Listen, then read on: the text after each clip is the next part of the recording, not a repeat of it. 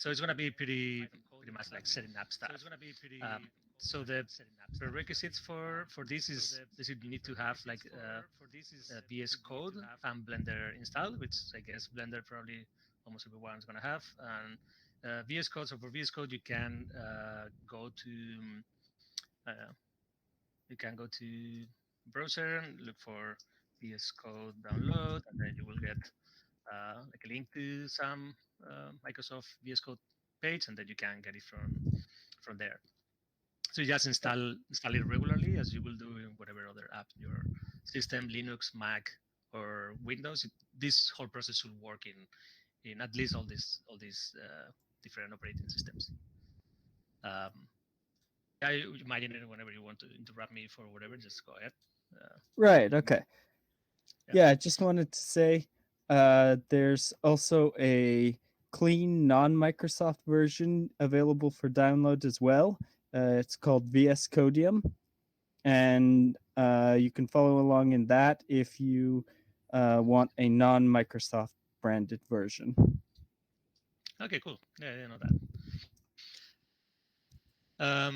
Okay, so once you install that, we assume everyone is going to have like VS Code installed. Blender, same thing. You can go and use whatever your system uses for installing, APT or the App Store, whatever, and install Blender. For the Blender version, this will work with any version from 2.93 up to 3.5. The latest version has some compact things with the add-on that are solved, but is not yet in release. So anyways, for this workshop, you can use any of those from 293 up to the latest 3.5. So feel free to install any of those. Okay, so the first thing that we should do once we have the Visual Studio Code installed and Blender installed is go get the add-on source. So there's two ways of getting the add-on source. One is using JIT. So you need to install JIT in your operating system. So that's again always dependent. So depending on your system, you will need to go Linux apt get install JIT. In macOS, you can use Brew. Windows probably is another package management system that you can use. So you can go ahead and install that if you feel comfortable with that or you are used to that. Otherwise, you can just go to the add-on Blender add-on page, which is this one that you can see here. So it's github.com / Mozilla Reality / Hubs Blender Exporter, or you can just look for Hubs Blender Exporter uh, in Google, I guess, and it will show up. And then you go to code, and there is you go to releases, and you have the latest 1.1.0. You can go to this zip file, which is the add-on code, and click on download there. That will download the add-on and store it somewhere uh, in your hard drive. So in my case, this will be in the downloads folder here. Okay, so I'm gonna go ahead and yeah. Well, actually, we're gonna do something else. We're gonna get the full source code because I made this a little confusing. So the release is the add-on, and then this is the source code. So for this part, we're gonna use the whole uh, add-on source code. So we're gonna get Yeah. it here from code download zip. And that URL you can see in that little pop up, that's what you'd use if you're working with the Git command Yeah, line or repository. You just copy that and clone that. yeah, yeah. That's correct. That's if you use JIT to get this, you can click on this copy button, and then you will go to your JIT console or whatever, and then you can clone for here. You can use git clone and paste the URL. I assume people familiar with JIT already know how to do this, but anyways, it's just JIT clone. As many people might not have the JIT installed, then we're gonna use the other path, which I think might be a little bit easier for some people. So we already download the Hubs Blender add-on source code. I'm gonna move it to here to documents and uh, unzip it. Okay, so this is the add-on source code. So now from Visual Studio Code, we're gonna go to open folder, and then we get documents, and we open that folder that we just downloaded. And we have so this will open that folder, which contains the add-on and all the related source code, the test, some helper scripts, configuration for VS Code in this case, and some helper Python scripts that we use for formatting and style checking, stuff like that. Yeah, so once you have here, once you have download the code, then you have, yeah, we have the source code available, and then we can start setting up the workflow for just opening. So the next step should be being able to launch this add-on that we are using for development, this add-on source code from Blender.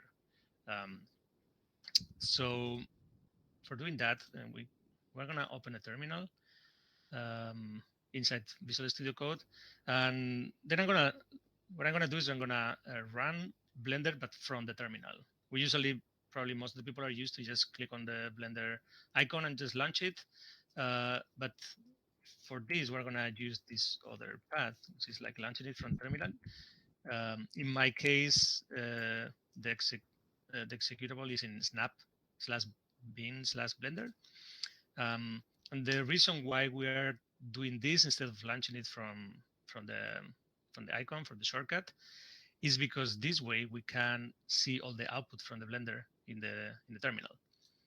So when you launch the add-on, then once we have the add-on installed, then we will see here all the Blender output, all the add-on output. Okay, so now we have the Blender running. So next thing we are gonna do is set up Blender so we can run the add-on from the from that folder, from that source code folder. So okay, so now let's go to, because all the steps are pretty well documented in this in the wiki. So if you want to follow this step by step, you can go to wiki and then go to environment setup, and this is basically all the information we're gonna go over. So yeah, the first step will be to override the Blender user scripts directory. So Blender has this preference where you go to preferences and file paths here.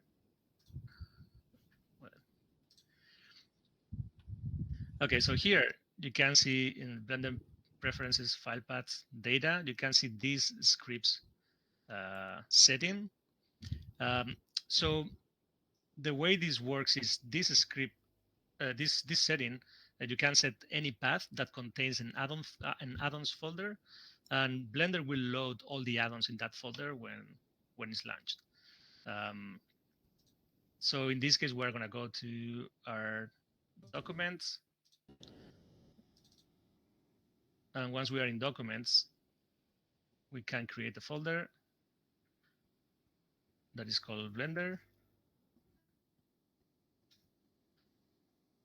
Go inside that folder, and then we are going to create another folder that's called add-ons. And that is the folder that's going to contain the add-ons that we're going to be developing. And then we have to select the Blender folder. So the way this works is it needs you to select a folder which contains an add-ons folder. So we point this to Blender, and then we have that add-ons folder inside. So now we have that set up. So we can close Blender, and now we have to symlink the add-on source code in that folder. So that is also explained here. So you go to symlinking your add-on to the Blender user script directory. So we're gonna do here is just do like linking. And then I'm going to specify my folder, commands, apps Blender add-on master, I think. Uh, yeah, Yeah. add-ons. So I have to go to And add-ons usually and this can be done in file managers as well, and creating a link. And if you're in Windows, you can just create a shortcut. yeah, I haven't really tried that, but I imagine that can also work. I think so. Should just work. Yeah. Okay, so then so the Blender add-on user script. Okay, so this is what we should be doing. So I'm linking the source code, which is in the folder that we just downloaded and compressed, and add-ons IO hubs add-on, which is the actual add-on source code. And then we link that to the folder, the Blender add-ons, which is the Blender user scripts folder. So we click on that. And okay, now we have a link there. So now we should be seeing, let me show this in a better. Okay, so go back, and then we have the Blender folder, and then we have the add-ons folder, and this is, you can see that this is a symlink to that source code folder. So now, if we now launch Blender,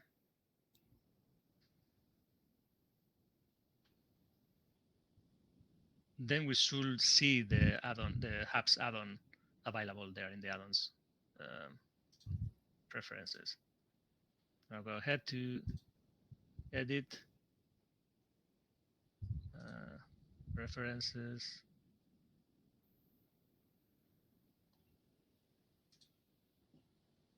Okay, and then we go to add-ons. That's a bit slow, but we will get there. And okay. Okay, so now we see here that we have the add-on. It's not enabled because the only thing that we did is link in there, so it's available for Blender, but it's not enabled. And the way we know that is the development version of the add-on is that you see the version is 1.1.dev build. So this is the actual like source code, because that version number is set when the add-on is built on GitHub. So the source code is also always going to be dev build.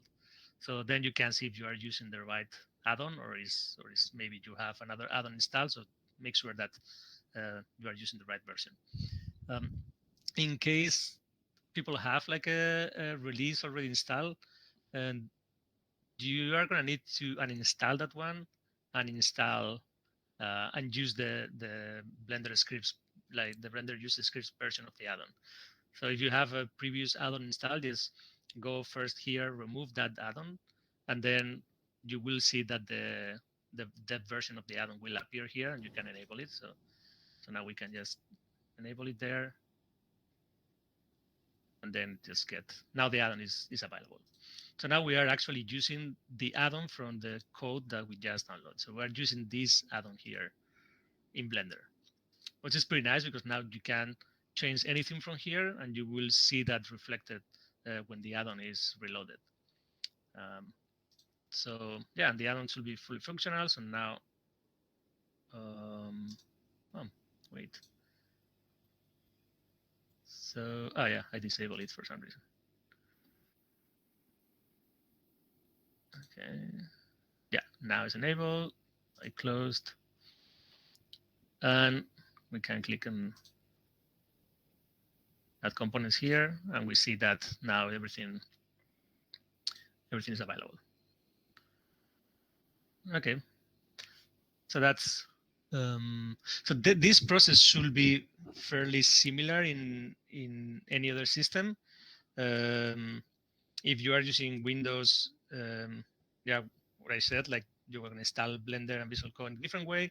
And one thing that I've seen in Windows, not sure if you have already experienced that, Imaginer, but that the whole process of setting up this and we're gonna what we are gonna do next is much easier if you use the Windows subsystem Linux, because basically you can use a WSL bus console here. So in Windows, you should see that here you have like a WSL option, and then you are basically you can symlink or do everything that you do in a Linux system just there. So you can install anything using apt, stuff like that. So I think that should work pretty if you are using Windows, but you want to follow more like the Linux steps of the setup, then you can also do that, I believe. Oh, okay. Yeah, I think that should work. Um, so yeah, especially the next steps like installing um, yeah, the getting the fake modules and setting up the debugger. Maybe it's easier if you do it from the Windows subsystem Linux. Um, okay, so now we have the whole Visual Studio Code setup. We have Blender using that add-on source code. So next thing we're gonna do is, so right now if you go to any Python file here in Visual, so the Visual Studio usually prompts you to install extensions for languages or things that they find might be useful when you open like a specific language source code. So in this case, I opened the init PI, and then immediately Visual Studio Code prompt me to install the extension for Python, which gives you some like linting, like auto completion. So you can see here, gives you IntelliSense through plans, linting, debugging. So it gives you a lot of things just installing that add-on. So I encourage people to do that because therefore only for auto completion and stuff like that is going to be helpful. So just go ahead and install that extension. Um, will be installing for a bit, and then I don't think you need to even reload. You can just use it right away. Um, in the meantime, now we can see the source code here, and as you probably most of the people have like Python installed, um, this will using the Python extension will autocomplete most of the Python API related met functions um, and available whatever is available in the API. But the things that are related to the Blender API, that's not gonna autocomplete. So, for example, BPI, which is the main module from Blender, then if you click on Control Space for autocompleting, then you see that it's not offering many options. It's just like symbols that already has a store or other symbols from the same file or just dictionary related symbols, but we're not actually seeing the Blender API. Um, so, and that's interesting because sometimes you are working on a function or method and you want to see the signature for that method, or you want to look for the different um, functions available under a module. And if you don't have that, then you can always go to the Blender docs and check there all the available methods. But sometimes it's handy to have that auto completion to check things quickly. So for that, actually, we have like a script to set up those fake Blender models, um, which downloads this from the fake BPI model repository. And this version here is a bit old, but the Blender API hasn't changed that much. Probably will update this at some point. Uh, but for now, we can just use what is available here, which is the 3.3 version of the Blender Python API. Um, so the way we do that is just we can open another terminal here, and we just run that script. Um,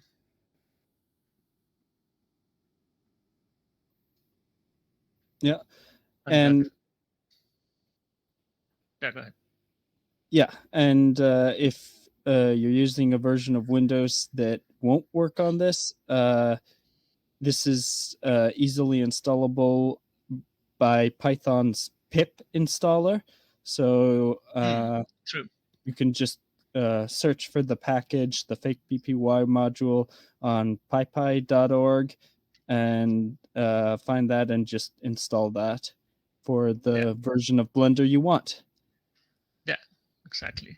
So yeah, um, if if anybody wants a newer version, then you can go to that repository. Yeah, well, actually, Yeah. the wget, this is a command that is not usually available in Windows systems, which is yeah, what Imaginer just mentioned. If you use the Windows subsystem Linux, this will work.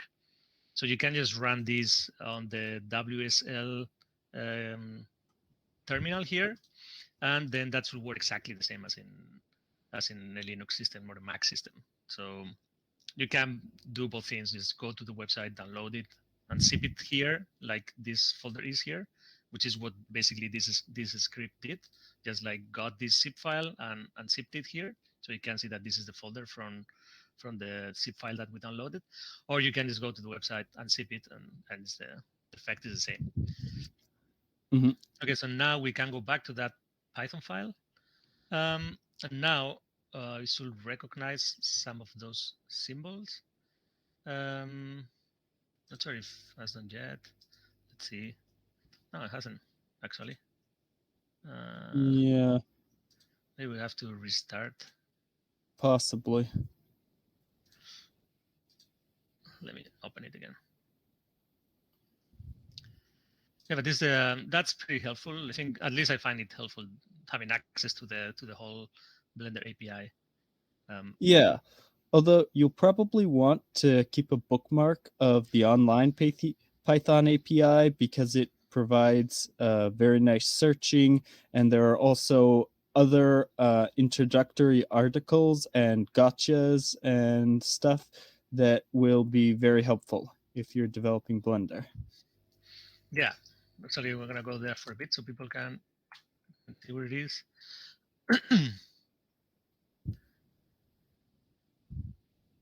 Okay, so here you look for Blender Python API, then probably the first entry that you can see in any search engine is going to be the the Python API.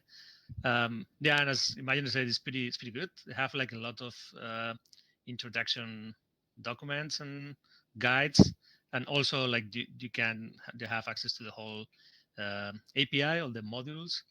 Um, so also just what Imagine mentioned also about the searching. So here you can for anything, and you get like usually well all the articles related to that, and usually some of them they even have introductions articles and examples and stuff. For example, the Yeah. operator one has like quite a few examples, I believe. So So yeah, it's really good.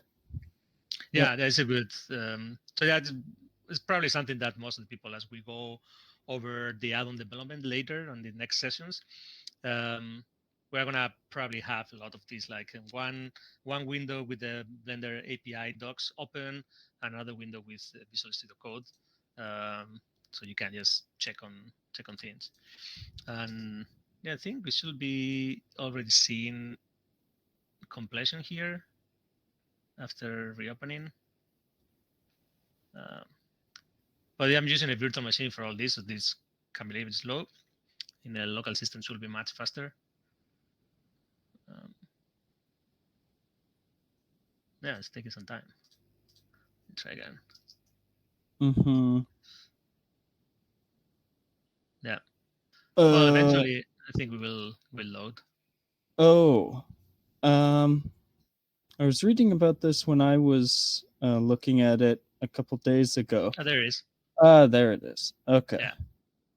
Yeah. So here you have. Yeah, I think it took some time. Probably it has to parse everything, register all the APIs. So it probably takes some time for VS Code to register all that from that folder there and then make it available to auto completion. So yeah, if it doesn't happen, just wait a bit. It will happen eventually.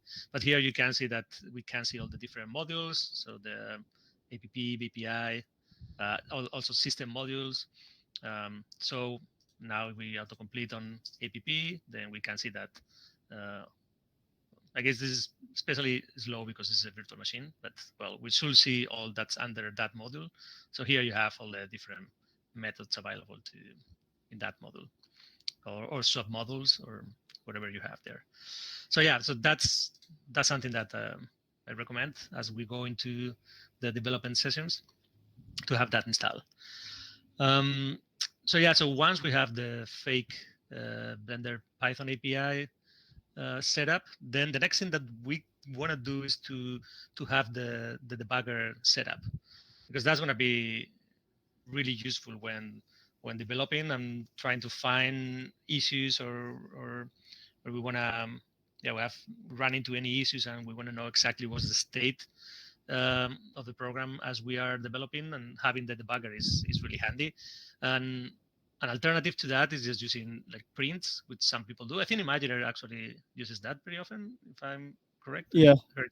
Yeah, it's it's easy, yeah, and you can get a lot of uh, data through like several loops of the code, and so you can just kind of see what's happening. But debugging and stepping through stuff is also very nice. yeah. Um, so yeah, well, let's go ahead and set up the debugger. Um, so we can just refer to the guy again. Um, Everything we are talking about is there, so we are gonna just go over these steps. Code completion, basically we mentioned, debugging. So there's like a few different methods. When I wrote this guide, I just add all of them. I haven't really tried all of them. This is things that I saw recommended in other in the Blender community. But the method that I've been using and I recommend is the using the second one, the debug with VS Code add-on. So this is this repository for that offers like a Blender add-on that lets you like start the debugger and then attach VS Code to that debugger. And its setup is pretty simple, so it shouldn't be complicated for anyone. The things that we have to do is first enable these developer extras in Blender. Um, so then we're gonna go run Blender again. Where is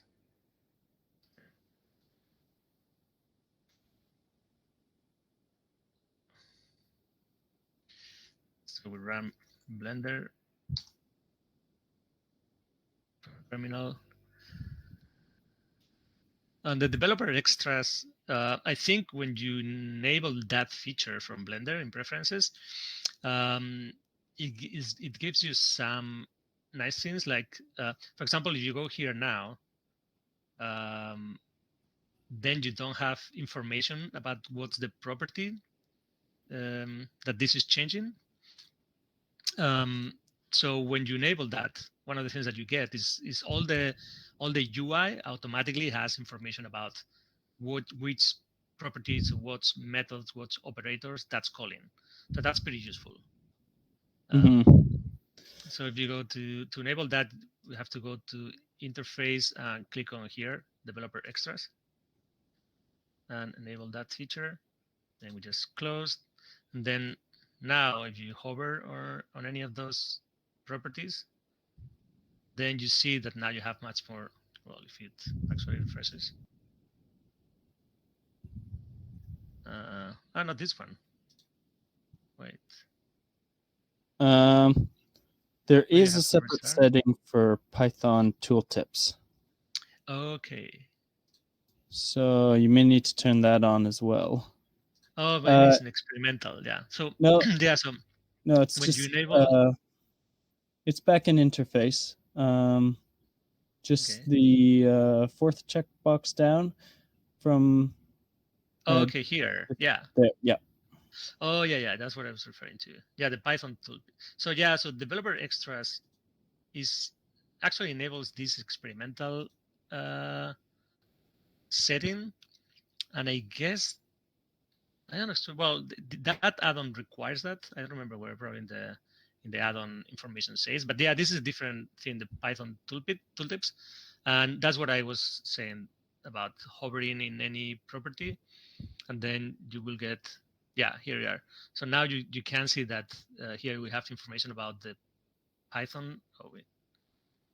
So we have information about what method is that. So that's the object location, and you can change that using BPI, the BPI data objects queue, because it's the second line, I guess, is referring to the current object.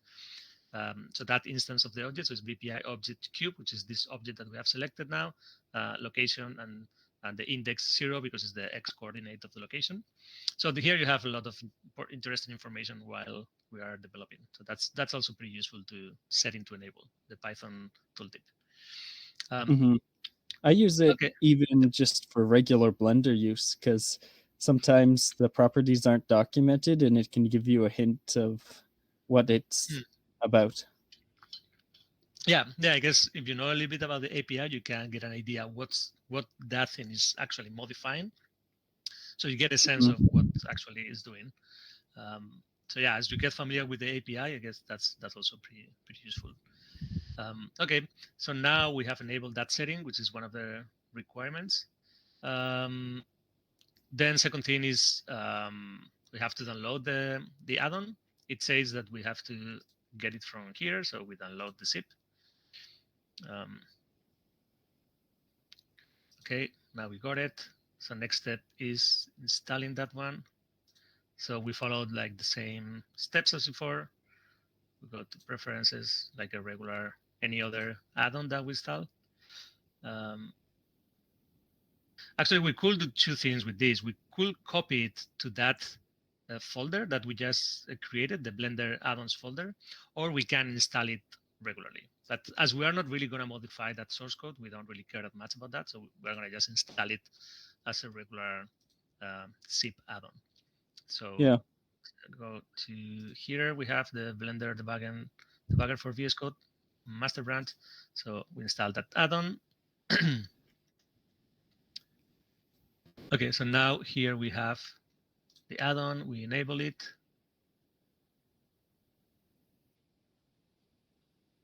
Uh, okay, okay, there we go.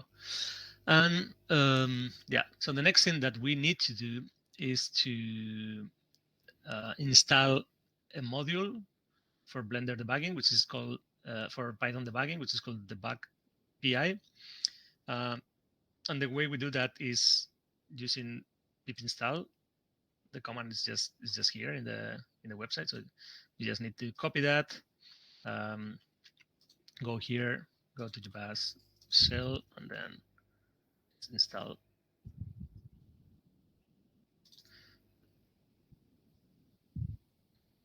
Okay, so well, in my case, I don't have pip install, which is a Python module for installing other modules. So, but it just says here how to install it. So it's sudo apt install Python 3. So I'm gonna just do that and install it.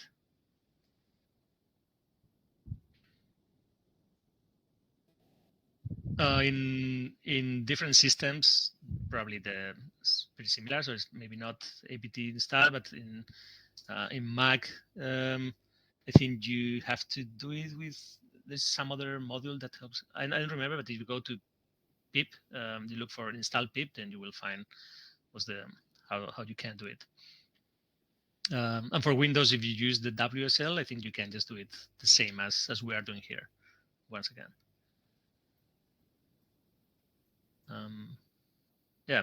So let's take a look while this installed to the next steps. I think this is basically it. So the next thing that we need to do is to configure the add-on and set up the path. So the add-on, the debugging add-on, can find the bug PI, and once we do that, then that's all set. So well, still installing. Then another thing that we have to do to be able to connect the Blender with Visual Studio is to create this configuration for debugging. But we don't need to worry about that because we already have that bundled in the add-on source code. So um, when using VS Code, you will see that in the add-on source code there is a .vs code folder. So that's all the files and configurations related to VS Code. There is a settings folder, which is like project specific configurations. So here we said like for autocomplete, actually use this folder, which refers to that fake BPI modules. So in case you are not using this one, but a different one, which is not the same version, you will need to go here and change that and update that so you actually get autocomplete. So for analysis and formatting provider, so all these settings are just specific to this project. And then we have the launch JSON file, which has like a couple of configurations. One is related to debugging, and another one is related to the tests that we bundle with the add-on. Uh, so the one we're interested in now is the second one, the remote attach. So this is the one that we are going to use for attaching to that Blender add-on that we are just installing right now for debugging. So okay, so now we finish installing PIP. Okay, so now we can go and finish configuring this and start the debugger. So yeah, it says like now we have to go to the add-on and set up. How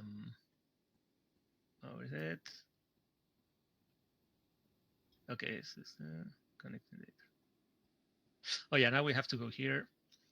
So I have to go to Blender again. And then here we see that this needs the back PI not found.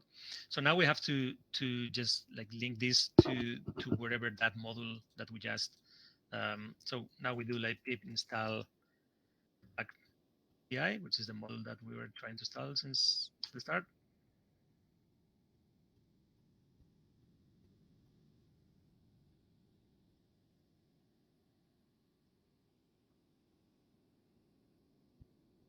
Okay. Okay. So now we have that install. Now I'm gonna find where that module is. So for that you can use Python -m sites, and that. Oh, sorry, Python 3.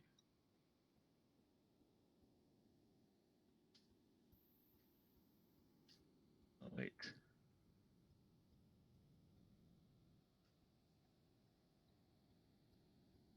Uh, yeah. So you use Python 3 m site that you can get all the user paths. So for this one, we need to get this site packages folder, which is where that module, the back PI module, lives. So if we do like list that directory, we will see that the module is there. So you see like the back PI. So now we get that. We go back to Blender, and you just like check there and select what is there, and then just paste that. Okay, so now it's all set up. So now we should be able to actually connect Blender to Visual Studio Code. I don't think it requires a restart, so just gonna go. And so the way you can look for commands here and operators is like, so you have this menu search F3. Well, it's not operators, it's just, I guess it's commands. Yeah. So, It's any commands or operators that have been added to menus in Blender's interface. okay, that makes sense. So you have one for operators and one for operators that have been added to menus, because we have these two operator search. And so I guess, well, And the way, operator search is new with the developer extras. It's not visible by default. okay, Um, cool. so that's something to note. Yeah. So yeah, if we open that, we'll see this screen. And if we start typing the back, you will see that the last item is the back start the back server for VS Code. So just go ahead and execute that one. Okay, so that's, well, there's not much feedback unless you go to the terminal. And here you should see something like um, the debugger. Should be something like waiting. Ah, yeah, here it is. So now we see waiting, port 56678, which is the port that we have set up in our configuration for attaching. So now, well, the simplest way of doing this is going to this menu here, run on the back in VS Code.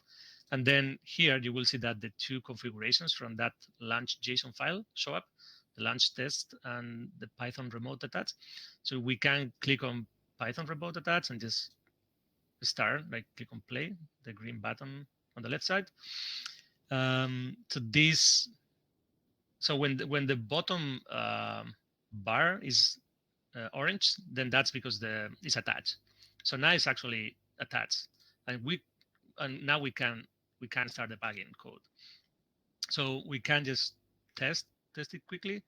So let's go. I don't know, like for example, let's go to the exporter here, and then let's add a breakpoint. So when we open the export panel, um, we break there, for example. So here we have this panel that's called the HAPS GLTF export panel. So this is the panel that uh, we see here when you go to file export GLTF.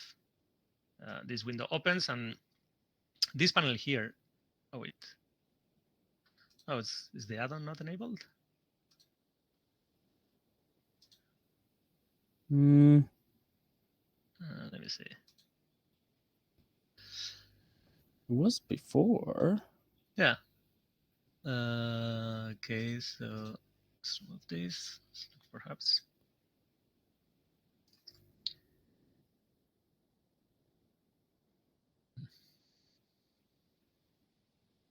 Um, it got disabled somehow. I don't know why. So, Hmm. well, let's enable it. Okay, now it is. Now let's make sure that we are using the right one. So this is dev build. So this is correct. This will be the right one.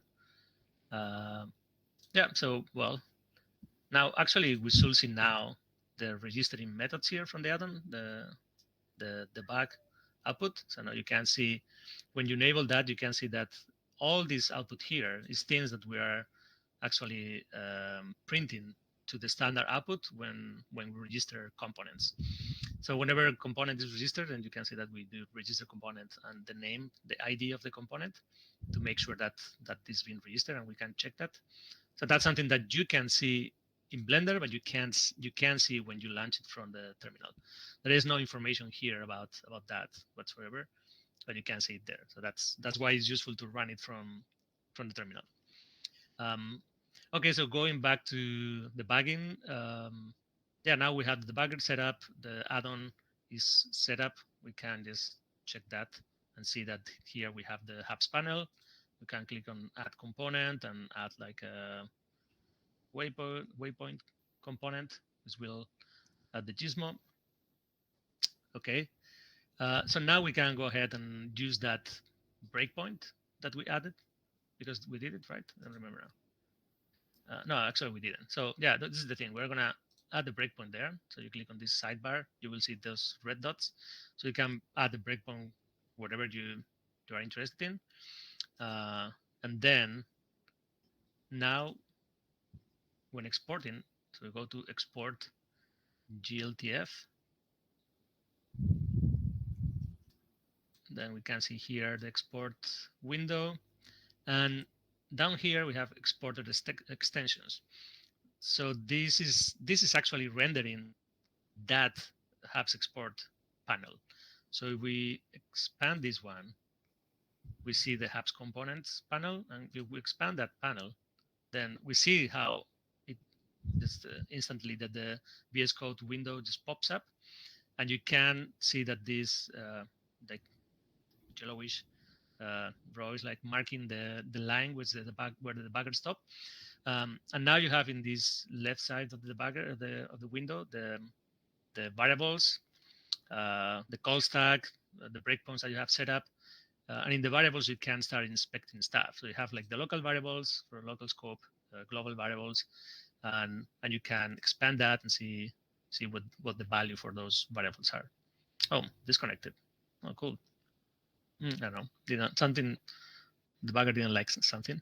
If it's for any case, like in any case, it disconnects like it happened now. I believe you can either connect again. Okay, no, because apparently the other end stopped. So if that happens, then we have to go to Blender and do again the menu. Oh, nice all black. Oh yeah, okay. So now we have to go again and do the the bag lands at the back operator then. So we go to the bag. Oh, interesting. So now enter the add-on disable something. It's been Uh, working pretty good for me so far. I never had this. Also, this is a virtual setup, and I don't have it has a lot of resources, so I'm not sure. Um, but let's see. Oh, weird. So, so the bag add-on was disabled. So all is yeah, it's strange that this been disabling that. Well, let's go ahead and enable that again. Oh, okay. And then I think Hubs is also being disabled. yeah, probably. Did you have to restart Blender entirely? No, no, I didn't. Okay. I wonder Uh, because I feel like I have kind of two Blender windows here. Ah, no, because it's the other window. Okay, so yeah. well, let's. So this is only for use for showing that it actually connects, but we will go over these in the next sessions more deeply, just actually using the debugger. Um, so um, that's getting the virtual machine is getting a bit slow. Um, Is it not showing hubs? May have to input the scripts directory again. I'm gonna launch Blender again just in case. Yeah. Also, if it's any well, we're actually this is kind of the one of the last steps of the process.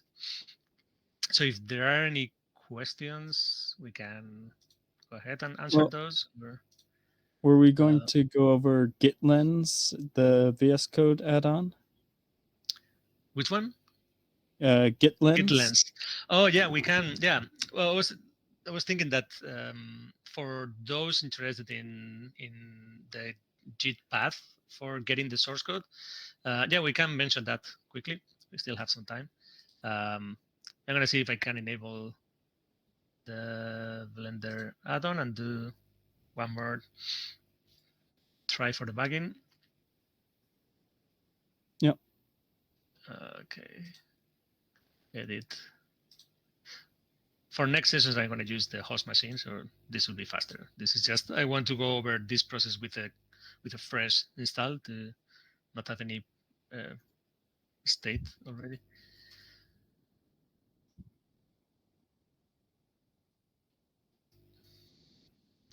Okay, so yeah, it got disabled for some reason. I don't really know why, but let's go ahead and enable it again. Check that this is the actual add-on.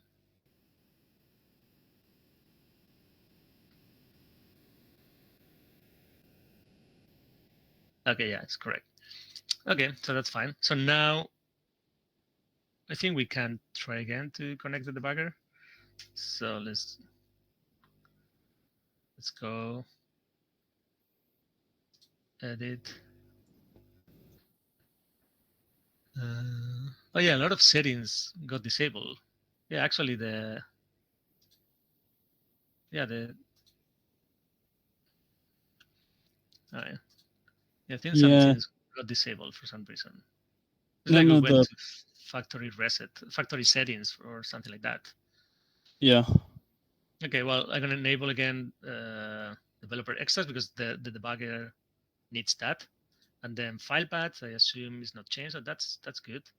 And I guess the bug add-on is still there and enabled. Let's quickly check.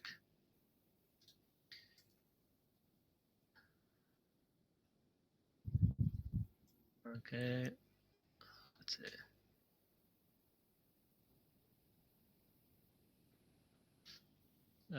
Yeah, that's enabled. So okay, so we can close that one, and now we can go menu search, look for the bag.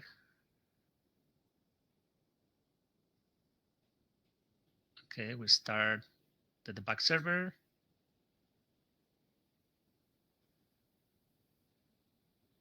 Okay, I will go back to VS Code. We see that it's waiting on port, so that's fine. And then we go ahead and we click on run on the remote attached configuration. Now the bottom bars will get orange, so and the debugger is attached, and now we are there. We already have that breakpoint here in the draw panel. So now we can just do the same. Just go file, export, and whenever we go to export extensions and expand the hubs one, it will stop there. And it didn't. Yeah, I know why it didn't now. Strange. Yeah, I did before. Oh, now here. It's just I think it's just my machine is extremely slow, and it's just causing all sorts of glitches. But you see now it work again. So now it's stop here. If we hover any variable, we can see all the properties of that and the method. So we hover on self layout. Well, it will um, show all that information from there. We can see the value. We can step over the code, see how the different state changes, and so this is something that is pretty useful for when we go deeper into the actual coding and developing in the next session. So yeah, then we can go continue or eventually disconnect the debugger if you are done. So yeah, so this is basically the basic initial setup for the add-on that I will recommend because I think it's the simplest. It's pretty straightforward and it will. I think it will. I have set up this in Windows machines, in Mac machines, and Linux machines. So it works. It's pretty straightforward to install all these in all those different operating systems. And yeah, and you mentioned going over the JIT lens. Uh, Mm-hmm. Do we want to quickly do that? yeah, so basically JIT lens is another extension from VS Code. That is like a helper extension for managing JIT for in a more visual way. Um, so if you want to install it, you can go and look for JIT lens um, and install it. Oh, I'm gonna stop this because it's taking some resources. So you can see here that this um, it's available, so you can install. And yeah, so this gives you a lot of extras about switching branches, um, uh, seeing the different commits in the branch, seeing the different available branches, checking out different origins from the repository or other forks. So you can always do that from the terminal to do with the regular Git commands, but this is a more visual Yep. sort of way of doing it. So maybe for people that are not so familiar with Git, but they still want to work with Git, then this can be also pretty handy. Mm-hmm. There's And another extension. Yep. it'll also show inline changes. Like if you hover over a line, it'll show when and who last changed that line of source code. And so that's pretty nice. Yeah, that sort of JIT blaming feature is also pretty useful. So you can actually you can hover. Well, now that when it's installed, we can quickly check it. So you can, for example, open this. So this is. Let me close all this. Um, so this is what Imaginer just mentioned. So you can be on this line, and probably my system is extremely slow, so it will take a while for the add-on to just load and get all the information from the repository and parse it and just start showing it. But yeah, eventually like you can put your cursor in one of those lines, and you will see here you will see some information about who wrote that line, when, what is the commit, when where that line was introduced in the source code. So that's pretty useful. Here, this is the Git lens panel.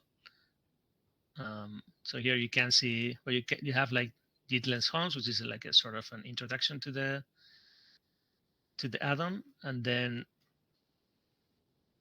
um, yes, this is not the repository because I just download the zip folder. Then it doesn't detect this as a clone, as a Git repo, so it's not showing all the other panels and options. But well, we can go over it in the next sessions when we actually have the source code from a repository, and we can see different panels, and we will be able to create branches as we work on code and stash things, and well, all over all those steps about the Git related development. So, but yeah, if for those interested, they can install also the Git Lens add-on.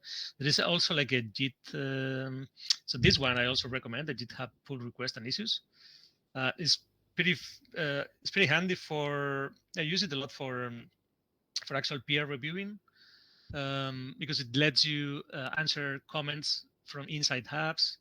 For inside VS Code, so you can see all the if a PR has been reviewed, then and people have left comments for you, you can see those comments and answer, or even start a review if you are like a reviewer, stuff like that. So I will also recommend to install that one.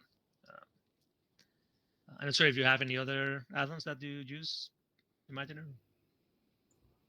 Um, Not really. Another add-on that can be useful is there's a GLTF add-on which will Mm-hmm. allow you to just browse a GLTF file directly in VS Code, and it'll allow you to convert a GLB into a GLTF as well. So that can be pretty useful for developing this if you want to Mm-hmm. examine a GLB file and see its components. For example, if you downloaded it from Spoke and want to see how that's been laid out Mm-hmm. and Is it stuff the like that. GLTF tools add-on, the one that you use? I think so. Yeah, yeah, I think I also have that. So yeah, that's another useful tool for, because we, well, Yeah. basically a lot of things. What we are doing is exporting GLBs or GLTF, so that's what the add-on is mostly involved with. So yeah, whenever we export something, we want to make sure that the structure of the GLTF is accurate with the changes that we made. So at some point we're going to create a new component for the add-on, and then we export with that component inside, so we can see the actual structure. And so that's something that is useful to have to inspect things or GLBs and transform. So yeah, that's another useful thing. Um, so the last part of the setup, which we're not going to be going over, is the tests. So um, the setup for running tests. So um, we'll go over this again in later sessions as we go over the components development and the project structure. But we can go ahead and get this set up so it's ready for when we want to actually write tests or run tests. So you go to the root of the add-on folder. You can see this test folder here, and so this contains all the blend scenes for testing, for unit testing components. So it's like every one of these has one component. That component has a specific configuration. So the tests basically um, run that blend file, export the scene as a GLTF file, and then this script, the test sport, then this goes over all those um, GLTF output GLTFs and compares them with the actual test, which is like a specific output that we expect. And if it matches, then we assume that's a valid, successful test. Otherwise, we flag it as an error, and then you can see that, well, you maybe we did something that broke a component and we need to figure out what's going on. So they're pretty useful to catch like high level issues, but only with the export process. So this is only going to test the export, the actual component export. So it's helpful, but in a very specific case. But it's mostly isn't in a lot of cases. Well, it's helpful to know or to make sure that we're not breaking big things, and people are going to export the scenes with broken components. That will be bad. Mhm. So um, yeah, the way we are. So this framework is called. I think this we're using Mocha for this, if I'm correct, if I remember correctly. So this is a framework that we use. Yeah, this is Mocha. So we are using Yarn to install as a package manager to install the dependencies and then to run the tests. So you have this package JSON here inside the in the repo in the tests folder. Um, and then the one thing that the things that we have to do to make sure that the tests run is, so we need npm, we need yarn, and then we will need to configure the tests, um, the test JSON to point to the actual Blender executable. So, well, this is the same as the other installing steps. This is very OS dependent, so you have to make sure that you follow the steps for your operating system. As we are using Ubuntu Linux, then we can just do like a sudo apt get install npm, uh, and then that will install it. Oh, it's going to be quite a lot. Hopefully, it goes fast. Yeah, I didn't pre-install anything just because I wanted everything to be done live, and so we can, if we run into any issues, just solve it and see what happens, because I imagine people will run into the same thing. So it should go pretty smoothly though. Okay, now it's installing everything. Um, so whenever we finish installing this, then we need to install one node module, which is Yarn, and then that will be almost it. So this also regarding the test, we use the test during in GitHub in the repo. So these tests are integrated during the integration steps, the GitHub actions that we use. So every time somebody pushes a branch or lands a PR, that goes through different steps. One of them is just testing this against different.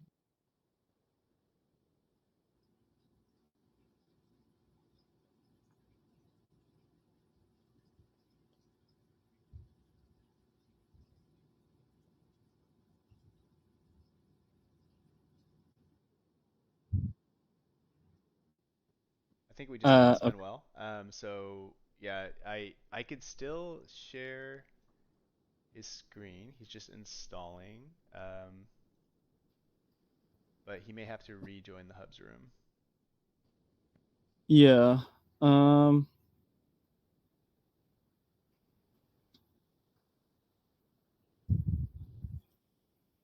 But tests are pretty simple, and once they're installed, uh, you can basically just run them, and they will do their thing and let you know if there are any problems.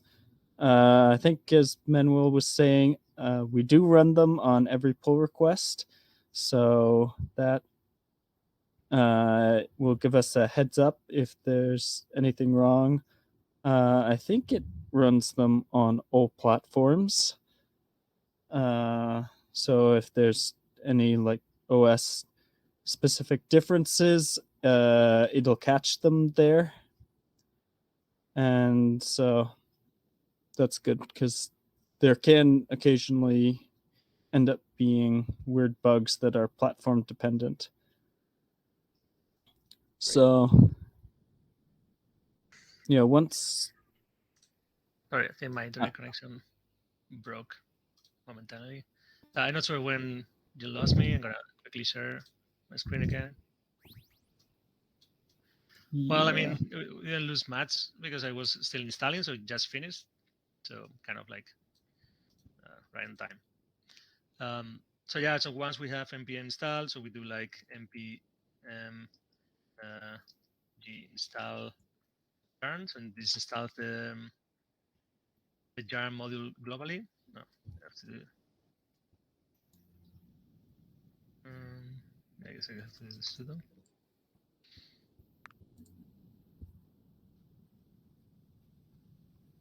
Okay, so now we have that set up.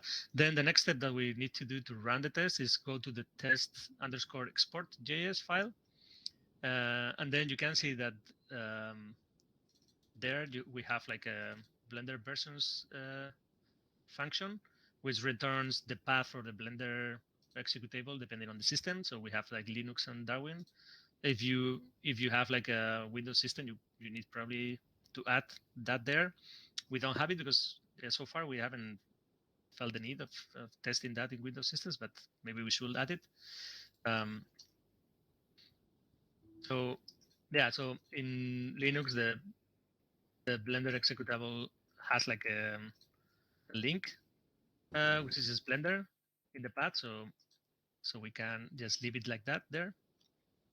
And so we can go just to the test folder.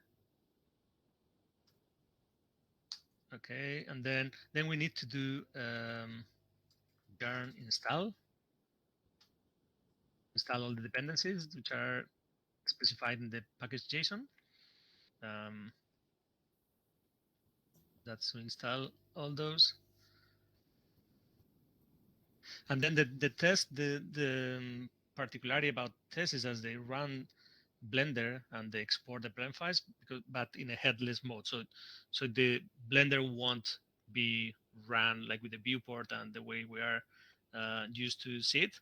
It will run in like in the background mode where everything's happening but nothing is visual. So it's like so you won't see any Blender windows or anything. It's happening in background mode, headless mode. Is what it's called. So that's pretty cool that we can run Blender that way for all this. Mm-hmm. Yeah.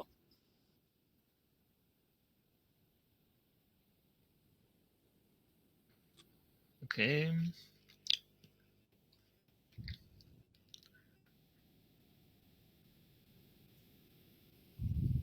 Okay, I think now the only left thing is just run the test. It's about to finish.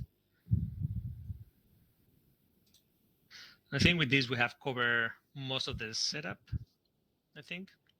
So for the next session and everyone following this session, I guess for the next session, this will have like a functional Blender VS Code debugger setup, so that we should like start like with a like a running setup next time.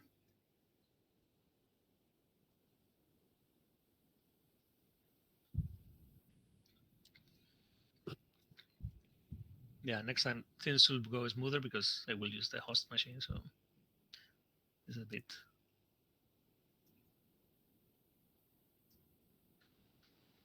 Also, I think you imagine that you use a different IDE